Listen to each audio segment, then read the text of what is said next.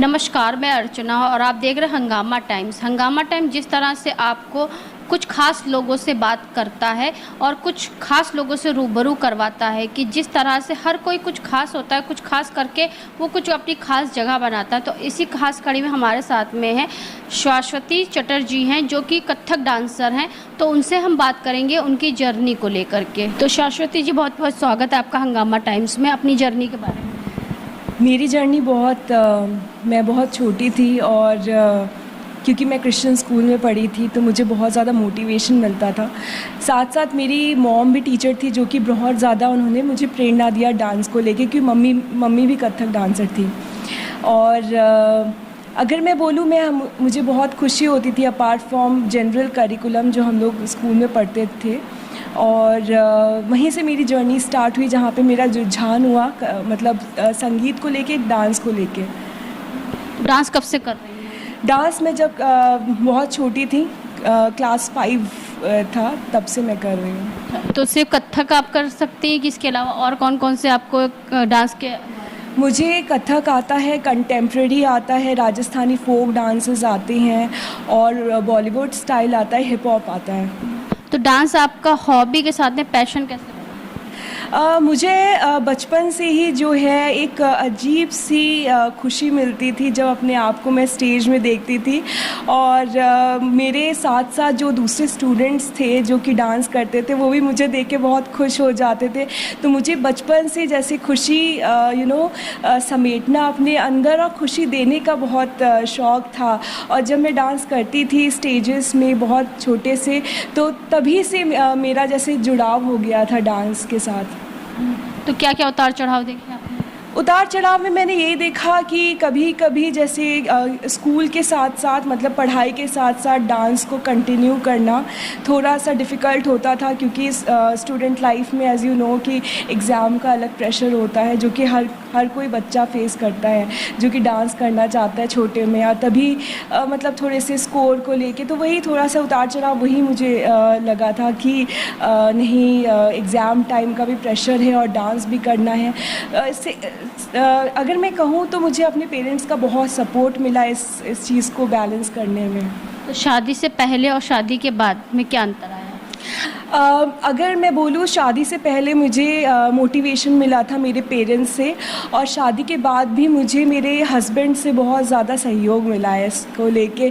In fact अगर मैं बोलूँ तो मेरे हस्बैंड ने भी बहुत ज़्यादा प्रेरित किया है कि मैं डांस को आगे लेके जाऊँ अपने करियर में। यानी कि उन्होंने देखा कि आपके अंदर टैलेंट बहुत है, तो आपके टैलेंट को और आगे बढ़ाने के लिए उनका बहुत ज़्यादा सपोर्ट मिला है इन टर्म्स ऑफ अगर मुझे पढ़ाई करना है, आगे का जो एजुकेशन था मेरा कथक का, तो मेरी एजुकेशन बिरजू महाराज जी की फैमिली से, गुरुजी मेरे रविशंकर मिश्रा हैं, तो उनकी फैमिली से हुआ। तो उनका बहुत सहयोग, हस्बैंड लेके जाते थे क्लासेस कराने।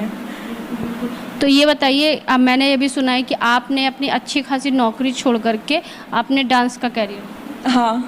किस नौकरी के किस क्षेत्र में? मैं नेस्ले न्यूट्रिशन में थी। तो पहले तो बनारस में थी, उसके बाद दिल्ली पोस्टेड थी मेरी। क्या सैलरी थी आप? सैलरी 10 लाख।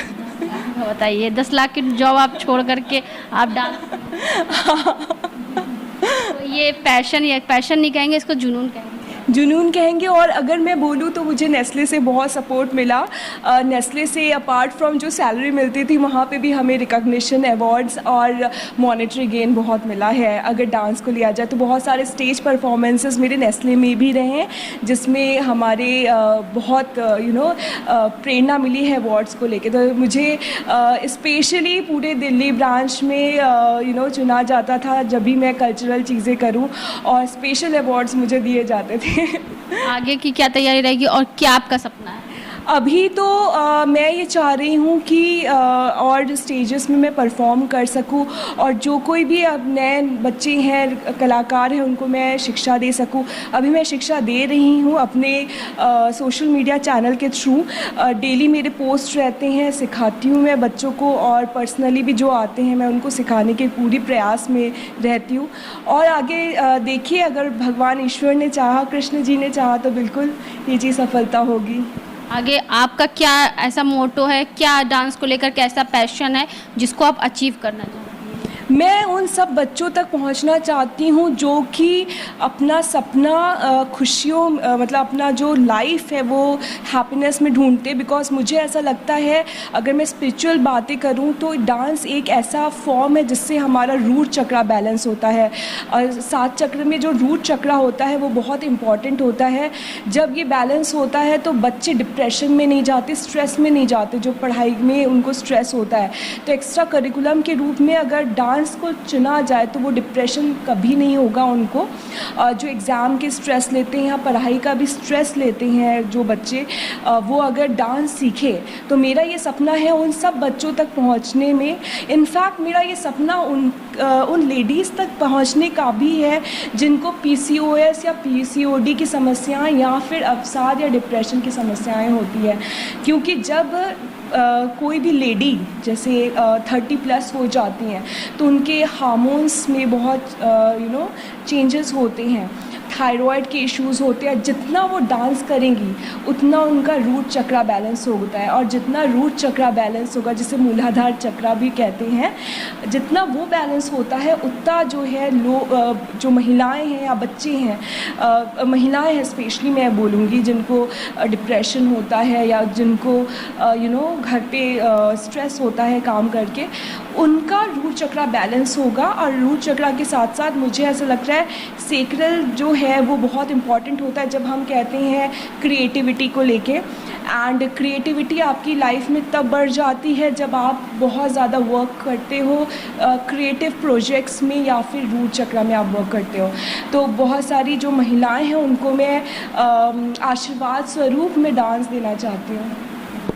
तो ये थी हमारे साथ में सरस्वती चटर्जी थी, जिनकी विचारधारा आपने सुनी कि डांस किस तरह से उनका पैशन बना। पैशन को लेकर के उन्होंने अपनी अच्छी खासी जॉब को भी जो है एक किनारे कर दिया और डांस को लेकर के वो अपने जीवन में आगे बढ़ रही हैं। डांस को अपनी सांसों के साथ में वो आगे से आगे बच्चों तक पहुंचाने की भी कोशिश कर रही।